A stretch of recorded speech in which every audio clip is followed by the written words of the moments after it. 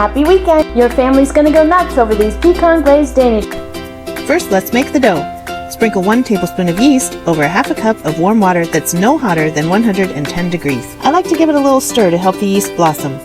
Add a half a cup of sugar, 3/4 of a cup of instant mashed potatoes stirred together with 3/4 of a cup of warm water, 2½ teaspoons of salt, 1½ cups of warm milk, half a cup of butter or shortening, and 2 eggs. Mix everything together. Gradually add 5 cups of flour. If your dough is too sticky to handle, it might need up to 1 cup more of flour.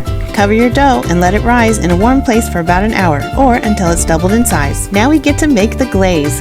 1 cup of unsalted butter that's melted, 1 cup of honey, 1 cup of brown sugar, a teaspoon of salt, and 2 cups of pecans, or today I'm using walnuts. Stir everything together.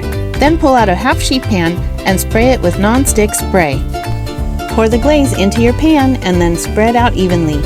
Swirly goodness and mercy, that's gorgeous. After your dough has fully risen, punch it down. Oh, that's so satisfying.